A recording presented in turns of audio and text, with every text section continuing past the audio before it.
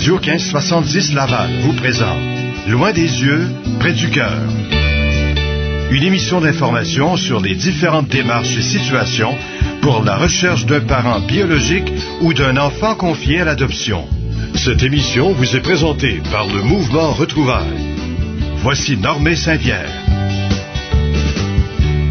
Alors, bienvenue encore une fois à notre émission du dimanche. Merci d'être là. Alors, je vous rappelle que c'est le début, en fait, on a débuté la semaine dernière, notre nouvelle saison. Et moi, je vous suggère de m'envoyer vos demandes le plus rapidement possible. Et vous pouvez trouver mon adresse facilement sur le 1570.ca ou sur le site vraiforum.com ou encore sur l'Histoire des caches et aussi sur le site du Mouvement Retrouvailles. Alors, la nouvelle saison qui vient de débuter comporte que 12 émissions. Alors, au moment où je vous parle, c'est sûr que j'en ai déjà au moins 5 qui sont déjà enregistrés. Alors, ça va quand même vite. Alors, n'attendez pas. Des fois, vous attendez plus tard. Vous direz, je suis pas pressé, je le ferai.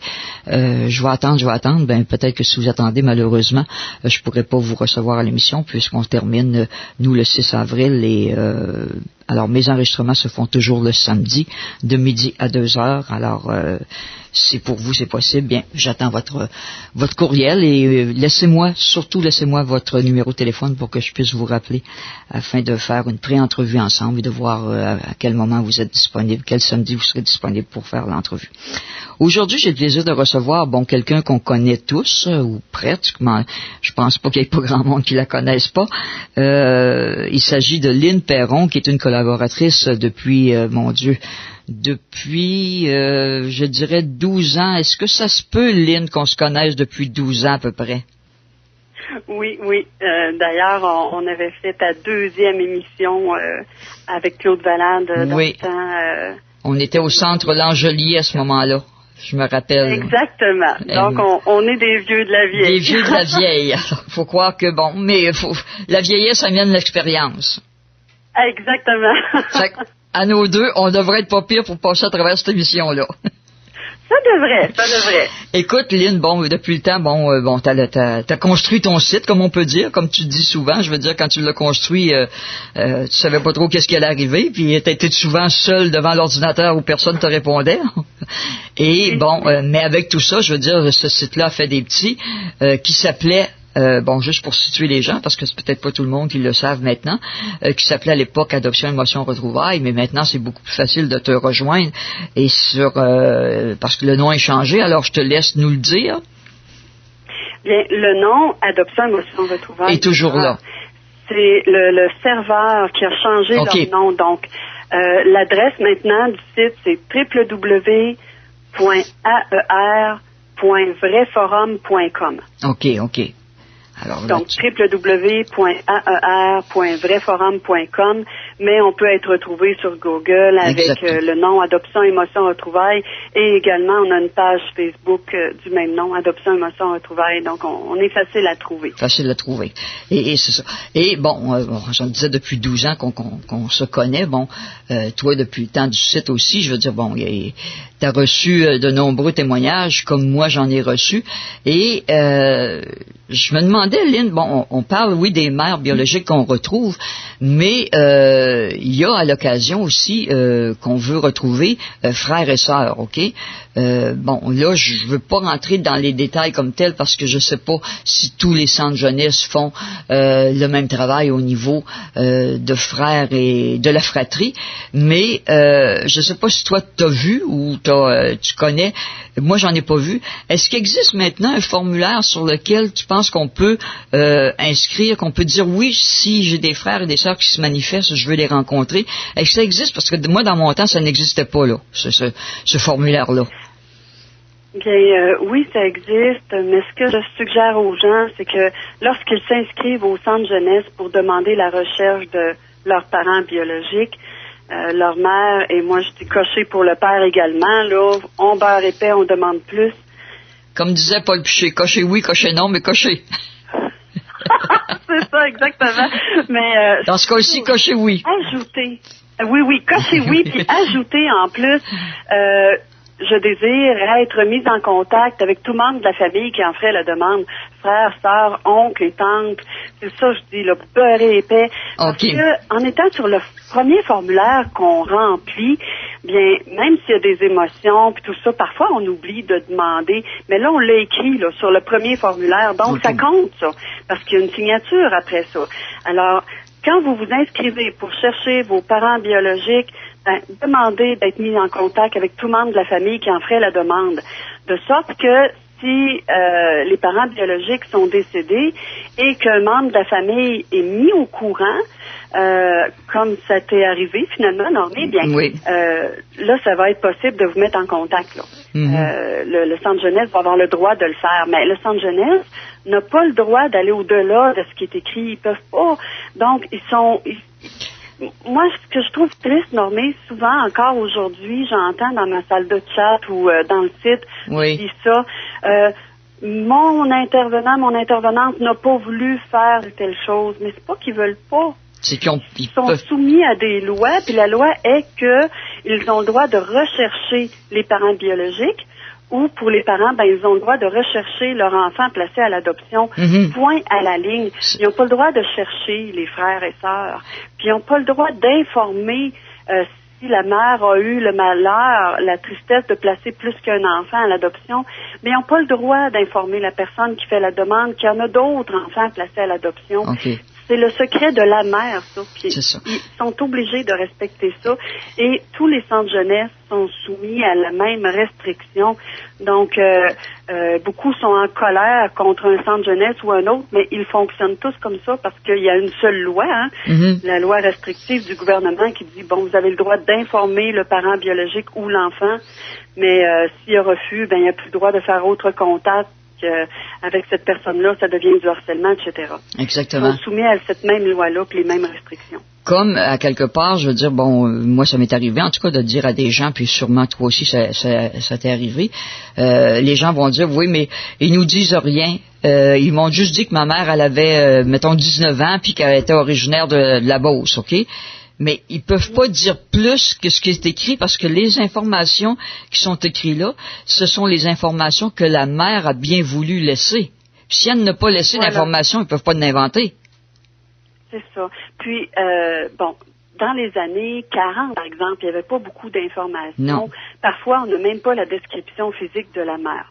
Donc, on imagine un intervenant qui comprend son adopté, puis qui veut lui faire plaisir, puis qui dit, je vais lui dire que sa mère, elle mesurait 5 pieds 6 pouces, les cheveux blonds, les yeux bleus. Comme ça, il va être content. Mais non. Mais non, on peut pas faire ça. Parce que si elle retrouve sa mère, puis que elle mesure 5 pieds, puis qu'elle a les yeux bruns, puis les cheveux roux, ils vont dire, là, regarde, les centres jeunesse, c'est des gangs de menteurs, ils m'ont dit ça. On peut pas. Ils peuvent pas inventer des informations. Donc, ils donnent qu'est-ce qu'il y a dans le dossier, point à la ligne. Puis, les intervenants, là, ils aimeraient tellement pouvoir faire plaisir à tout le monde, puis donner satisfaction à tout le monde, mais ils sont obligés de travailler avec qu'est-ce qu'il y a dans le dossier. Puis, des fois, il y a beaucoup de détails, d'autres fois, il y en a pas beaucoup. Dans mon cas, à moi, quand j'ai trouvé ma mère biologique, elle me dit, oui, les informations qui me concernent sont vraies, mais celles de mes parents sont fausses. Puis pourtant, moi, j'ai dit telle chose. Mais c'est pas la travailleuse sociale du Centre jeunesse de Québec qui a menti. Elle me donnait ce qu'il y avait dans le dossier. Exactement. Donc, est-ce que c'est la personne à l'époque qui a pris les informations puis qui elle s'est trompée ou elle écrivait trop vite ou elle n'a pas bien entendu, elle souffrait de surdité, je ne sais pas. Mais les intervenants aujourd'hui donnent qu'est-ce qu'il y a dans le dossier. C'est ça. Et tu peux pas faire autrement. Et c'est ça que je leur dis souvent. Je veux dire, je pense que comme tu disais tantôt, je veux dire, les intervenants qui travaillent, peu importe le centre jeunesse dans lequel ils travaillent à travers le Québec, je veux dire, j'imagine que c'est comme nous quand on reçoit notre nouvelle que oui, on peut rencontrer notre mère ou ainsi de suite. Je veux dire, pour elle, je veux dire, d'annoncer à quelqu'un que oui, la mère accepte la rencontre, ainsi de suite. Je veux dire, ça fait partie c'est leur bonheur à quelque part, parce que c'est pas toujours des bonnes nouvelles qu'ils ont à dire. Alors je pense que elles font ce qu'elles peuvent et faut jamais oublier que c'est pas elles qui font les règlements, c'est vraiment au niveau du gouvernement que ça se passe, la loi, et je veux dire tu peux pas faire en sorte de dépasser ça, sinon je veux dire c'est ton gagne-pain que tu risques de perdre aussi. Alors, exactement. Puis pour faire une parenthèse, comme quand tu dis que les intervenants sont heureux d'annoncer des bonnes nouvelles, bien, ça me rappelle mon intervenante à moi. Elle était tellement gentille. Puis quand elle m'a annoncé que ma mère refusait, elle avait tellement de peine. Ouais. Elle disait, mais je comprends pas. Il me semble qu'en jasant avec toi, puis en jasant avec elle, vous seriez tellement bien entendus. Elle a raison, c'est ça. Ouais. Mais je la sentais, là, elle faisait pas semblant, là. Elle avait vraiment de la peine, puis as-tu quelqu'un avec toi? As-tu quelqu'un pour te consoler, pour t'accompagner dans ça? Puis ça lui tenait vraiment à cœur. Donc, quand je lui ai dit plus tard que ma mère et moi, on était en contact, elle était heureuse. Puis c'est ça, les intervenants, à son exemple à elle, je suis convaincue que c'est la même chose partout. Quand ils peuvent annoncer une acceptation de retrouvailles, là, ils doivent être contents, là. Puis quand ils doivent annoncer un décès, un refus, c'est sûr qu'ils n'aiment pas ça, là. Il y a bien mieux faire des belles retrouvailles puis de voir les gens heureux autour d'eux, là. Exactement. Et c'est bon. Et ce que j'aimerais ajouter aussi à tout ça, bon, au-delà des intervenants, bon, ils font ce qu'ils peuvent, puis ainsi de suite, puis bon, ils veulent bien faire le suivi. Mais moi, ce que j'aurais le goût de dire aux gens, c'est que il existe d'autres alternatives. Je veux dire, bon, il y a le mouvement Retrouvailles qui existe, qui peut faire de l'accompagnement. Il y a ton site que tu as créé. En plus, on a une salle de clavardage à tous les lundis soirs. Puis là, je veux pas vexer personne, mais tu leur donnes toutes ces informations-là et je sais pas s'ils sont pas à l'écoute ou pour eux c'est pas important, mais Dieu sait que l'accompagnement pendant la recherche, après et dépendamment des résultats, que ce soit un résultat positif ou négatif, on a toujours besoin d'être accompagné de quelqu'un et de faire le suivi parce que il se peut que la première fois que la rencontre se passe, que ça aille bien. Puis je veux dire, on retourne tous chacun chez nous le soir après avoir rencontré notre mère et on se dit, oh, j'espère qu'elle va vouloir me voir à nouveau. J'espère que j'ai été correct. Ben, c'est nous autres, les vieux de la vieille, comme on disait en début d'émission, qui avons vécu la retrouvaille, qui avons passé par toutes ces étapes-là. On est-tu en mesure, tu penses, de les écouter puis de leur aider, ces gens-là?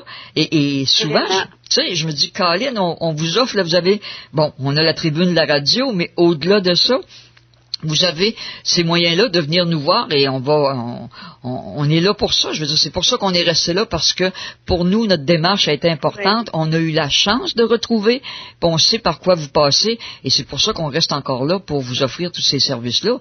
Exactement. Je sais pas si tu peux dire autre chose, Lynn, pour les convaitre, là, mais à quelque part. On l'a vu lundi dernier dans la salle de chat, une dame qui venait de faire tracer son profil par son intervenante, puis elle avait beaucoup d'émotions, de stress et tout ça, puis de remise en question.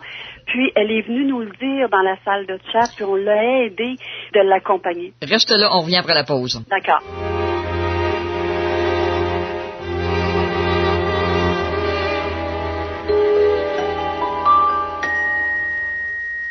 Tu seras toujours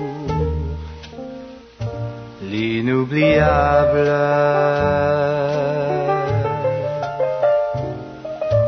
de mes plus beaux jours, inséparables.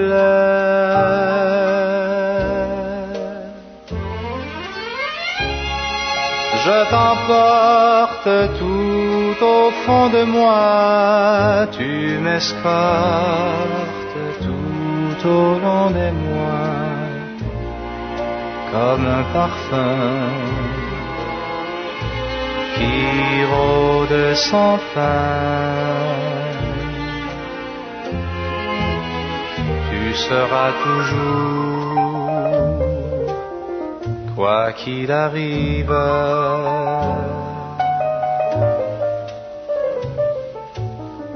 mon unique amour, comme une eau vive.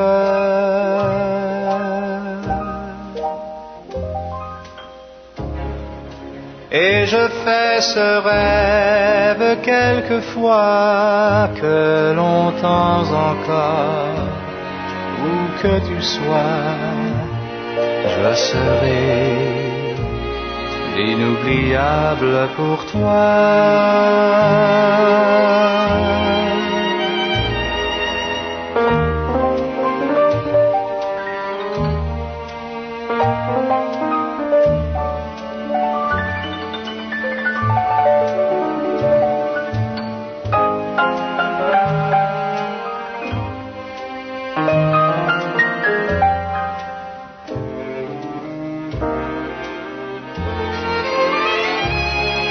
Et je fais ce rêve quelquefois, que longtemps encore, où que tu sois, je serai l'inoubliable pour toi.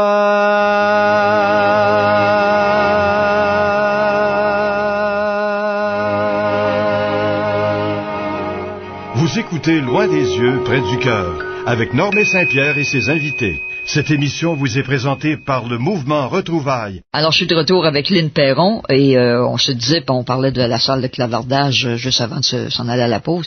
Effectivement, cette dame-là, heureusement, elle est venue et je pense que tous ensemble, on a su répondre à ces questions. Puis, je veux dire, ces questions étaient très, très légitimes, je veux te dire. Oui. On voyait qu'elle était dedans, là, dans l'émotion, puis c'est là, quand on est dedans, qu'on a-tu besoin de quelqu'un à côté de nous autres, tu penses? Exactement. C'est pour ça que c'est bien de le dire aux gens de venir, mais ceux qui viennent pas souvent, moi je dirais beaucoup que c'est l'émotion.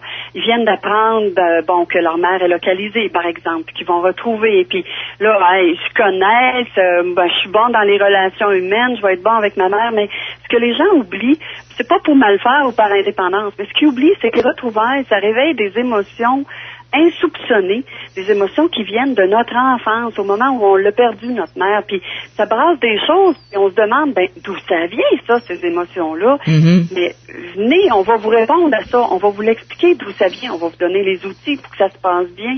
Donc, l'accompagnement est important avant, pendant et après les retrouvailles, puis quand vous avez terminé, ça vous tente plus de venir, libre à vous, et venez donc chercher l'aide quand vous en avez besoin, que ce soit via Facebook, via la salle de chat, le mouvement Retrouvailles, leur café rencontre, si vous pouvez vous y rendre, prenez-les, les outils sont là, c'est gratuit pour tout le monde, puis c'est toujours des personnes expérimentées qui sont là pour nous aider, juste de pouvoir parler, ça fait tellement de bien. Fait que gênez-vous pas, on est là pour ça. Exactement. Puis je veux dire, il y a encore beaucoup, en tout cas encore cette semaine, j'ai parlé à des gens là, que je vais recevoir bientôt à l'émission, qui pensaient que ça coûtait encore des sous pour faire des retrouvailles auprès des centres jeunesse. Tu sais, ça fait longtemps que ça n'existe plus, là, tu sais. Depuis octobre 2007. Lynn, je voudrais t'amener sur autre chose, moi. Moi, je trouve que la retrouvaille, quand on recherche notre mère, à quelque part, on se dit, si elle dit, on espère qu'elle dise oui, et on se dit, si elle dit oui, forcément, elle va nous aimer, ou en tout cas, on se fait ce petit scénario-là. Mais quand on a des frères et des sœurs qui, eux, sont les enfants de notre mère biologique, qui sont pas au courant, qui apprennent pratiquement, en même temps que la mère biologique, je veux dire, et que nous, on arrive dans le décor, moi, je me dis toujours, j'ai l'impression que avec la mère biologique, c'est sûr que ça se passe d'une façon particulière, mais avec nos sœurs et nos frères qu'on rencontre, je veux dire, à quelque part, je trouve ça très délicat. Je sais pas si toi, je sais pas, des fois, oui, il faut prendre notre place, mais en même temps, je trouve ça délicat parce que eux, ils veulent bien, je pense, accepter qu'il y a quelqu'un de nouveau dans le décor, mais il me semble que l'amour, elle vient peut-être pas aussi facilement qu'on pense qu'elle vient avec la mère, je ne sais pas. Avec la mère, on se dit c'est inconditionnel, voyons, on va nous aimer, mais ça veut pas dire ça non plus.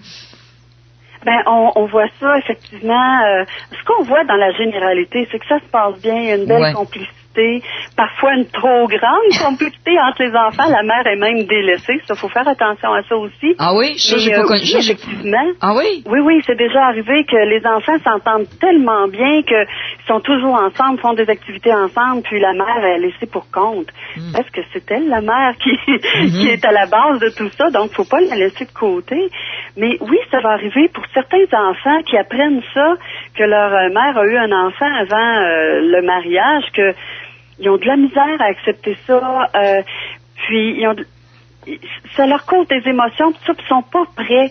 Mais dans ce temps-là, faut les respecter. Ça viendra bien tôt ou tard. Mais il faut jamais forcer l'amour, faut jamais forcer les liens. Puis certains, on voit ça moins souvent, mais quand même, certains premiers-nés vont dire « Hey, là, je viens de me faire bumper ma place de premier-né, moi, là. » Mais il y a une personne adoptée un jour qui a dit « Ben moi, je suis pas le premier-né, quoi qu'il était né en premier, et je suis le dernier arrivé dans la famille, donc traitez-moi comme le cadet. » Puis la personne aînée, ça l'a comme apaisé, elle perdait pas sa place de premier-né. Puis c'est ça, faut voir ça comme ça. Les adoptés, on n'est pas là pour briser des familles, là. Non, on est là pour compléter la nôtre. Non, et il faut faire attention. La semaine dernière, j'avais un monsieur qu'on a passé ici en reprise, et lui, ça a été le contraire d'une certaine façon. Sa mère biologique l'a mis sur un piédestal. Et par contre, avec ses deux autres frères, je veux dire, c'était compliqué la relation, et je pourrais dire même qu'il n'y en a pratiquement pas. Et lui, c'est pas ça qu'il voulait, là. Mais la maman, sans vouloir mal faire, mais pour elle, elle avait retrouvé son fils, et alors là, il y a que lui qui existait. Tantôt, on disait, quand on retrouve les frères et les sœurs, des fois, c'est la mère qui reste un peu de côté parce qu'on est plus, mais il faut faire attention aussi à ce côté-là aussi. Et je me rappelle que ce monsieur-là, ça lui a nuit beaucoup. Ça lui a nuit beaucoup. Oui, j'imagine. Et pour cette mère-là, ça devait être beaucoup de tristesse parce que dans le fond, elle devait souhaiter que tout simplement que tous ses enfants s'entendent bien. Puis en mettant son fils retrouvé sur un piédestal comme il l'aurait senti, c'est peut-être juste qu'elle était tellement contente de le retrouver que lui aurait senti ça comme ça, je le sais pas, mais quoi qu'il en soit, c'est sûr que quand il y a toujours des ajustements dans toutes les relations. Puis quand il y a quelque chose qui fait pas notre affaire ou qui nous rend mal à l'aise, pourquoi pas le dire ouvertement à la personne qu'on a retrouvée? Telle chose, ça me met mal à l'aise, je trouve, donc comme dans le cas de ce monsieur-là, je trouve que tu me mets trop en avant par rapport à tes autres enfants, ça me met mal à l'aise. Ça se dit, ça, Oui, c'est ça. Et je sais qu'il lui en a parlé. Bon, maintenant, c'est peut-être rétabli, là. Je sais qu'il lui en a parlé. C'est peut-être rétabli maintenant. Mais en tout cas, tout ça pour dire que c'est certain, quand on arrive dans une famille, ça bouleverse, puis je veux dire, il y a des émotions pour la personne qui arrive, puis il y a des émotions pour ceux et celles qui reçoivent cette personne-là. Mais bon, il s'agit je pense, de se parler, comme tu dis, et de se dire les choses telles qu'elles sont.